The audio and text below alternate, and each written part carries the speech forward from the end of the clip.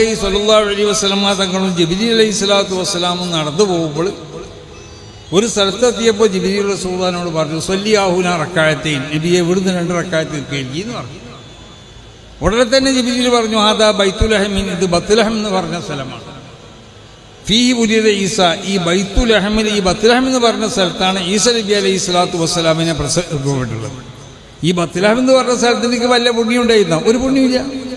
പക്ഷേ ഈസ നബി അലൈഹി സ്വലാത്തു വസ്സലാമിനെ പ്രസവിക്കപ്പെട്ട സ്ഥലമായതുകൊണ്ട് നബിയെ ഈ സ്ഥലത്തിൽ നബിയെ തങ്ങൾ ബഹുമാനിക്കണം എന്ന് പറയണത്. നബിനോട് കാരണം ഉലായിക്കല്ലദീന ഹദല്ലാഹു ഫബി ഉദാഹു മുഖ്തദിഹി എന്നാണ്. മുൻകഴിഞ്ഞ അമ്പിയാക്കന്മാരുടെ ആ ദൗത്യം തന്നെയാണ് നബിയെ തങ്ങൾ നിർവഹിക്കുന്നത്. അവരിവിടെ പ്രചരിപ്പിച്ചതായ വിശുദ്ധമായ ഇസ്ലാം, ആ ദീനിനാണ് നബിയെ തങ്ങൾ പ്രചരിപ്പിച്ചുകൊണ്ടിരിക്കുന്നത്. ശരീഅത്തിന് വ്യത്യാസമൊന്നുമില്ലെങ്കിലും പക്ഷേ അവർ അടിസ്ഥാനപരമായി പ്രബോധനം ചെയ്ത ആ ദീനിനെ പ്രചരിപ്പിക്കണം എന്നുണ്ടെങ്കിൽ നബിയെ തങ്ങളിൽ നിന്നുണ്ടാവണം. അവരുടെ ആ മാർഗത്തിലൂടെ പിൻപറ്റണം. അമ്പിയാക്കന്മാരുടെ മാർഗത്തിലൂടെ നബിയെ തങ്ങൾ ആരോടാണ് ഈ പറയുന്നത്? അമ്പിയാക്കന്മാരേക്കാൾ എത്രയോ ശ്രേഷ്ഠകളാണ് റസൂൽ സല്ലല്ലാഹു അലൈഹി വസല്ലമ തങ്ങൾ. ഗഫറല്ലാഹു ലക മാ തഖദ്ദമ മിൻ ദംബിക വമാ തഅഖർന. എല്ലാ അമ്പിയാക്കന്മാർക്കുള്ള അവസ്ഥ തന്നെയാണ് മാ തഖദ്ദമ, അല്ലാഹു പുറത്തു കൊടുക്കുക എന്ന് പറഞ്ഞാൽ അവരുടെ ജീവിതത്തിൽ നുബുവത്തിന് മുമ്പോ നുബുവത്തിൻ്റെ ശേഷമോ മരണം വരെയുള്ള കാലഘട്ടത്തിൽ ഒരു ചെറുദോഷം പോലും അവരിതുണ്ടാവില്ല. അള്ളാഹു സുബ്ഹാനഹു വ തആല ആ നിലക്ക് ആ ദോഷങ്ങൾ ഉണ്ടാവുന്നതിനെ തൊട്ട് അള്ളാഹു അവർക്ക് പ്രത്യേകമാവുന്നതായ ഒരു കാവലിനെ അള്ളാഹു ഏർപ്പെടുത്തിയിട്ടുണ്ട്. ആ നിലക്കുള്ള ഒരു തബിയത്ത്, ഒരു പ്രകൃതിയാണ് അള്ളാഹു അവർക്ക് നൽകിയിട്ടുള്ളത്.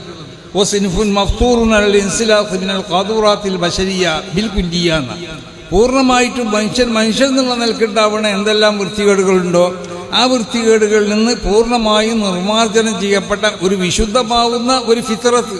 നമ്മളെ ഫിത്രത്ത് പോലെയല്ല അമ്പിയാക്കന്മാരെ ഫിത്രത്ത്. അത് എല്ലാ അമ്പിയാക്കന്മാരും അതിൽ സമന്മാരാണ്. അതാണ് ഗഫറല്ലാഹു ലക മാ തഖദ്ദമ മിൻ ദംബിക എന്നതിൽ എല്ലാ അമ്പിയാക്കന്മാരും സമം തന്നെയാണ്. അവരിൽ നിന്നൊന്നും അവരുടെ നുബുവത്തിൻ്റെ കാലഘട്ടത്തിലോ നുബുവത്തിന് മുമ്പുള്ള കാലഘട്ടത്തിലോ മരണം വരെയുള്ളതായ അവരുടെ ജീവിതത്തിൽ ഒരു ദോഷം ഉണ്ടാവുന്നതല്ല.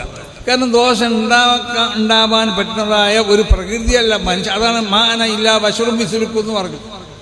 അതായത് ബാഹ്യമായ രൂപത്തിൽ നിങ്ങൾ നോക്കുമ്പോൾ ഞാൻ നിങ്ങളെ പോലുള്ളൊരു മനുഷ്യൻ പോലെയാണ്. അങ്ങനല്ലേ? മനുഷ്യൻ്റെ മാരിക്കുള്ള മനുഷ്യനാണെന്ന് മനസ്സിലാക്കാൻ വേണ്ടി തെറ്റിയിപ്പിക്കണം എന്നാണ് മുജാഹിദിയമായത്തൊക്കെ പറയുന്നത്. അതിൻ്റെ ആവശ്യമില്ലല്ലോ. ആളെ കണ്ടാൽ തന്നെ അറിയുമ്പോൾ അത് മനുഷ്യനാണെന്നുള്ളത്. ആ മനുഷ്യനാണെന്ന് മനസ്സിലാക്കാൻ വേണ്ടി അല്ലാഹു സുബ്ഹാനഹു വ തആല പലരോട് തെറ്റ് ചെയ്യിപ്പിക്കുന്ന.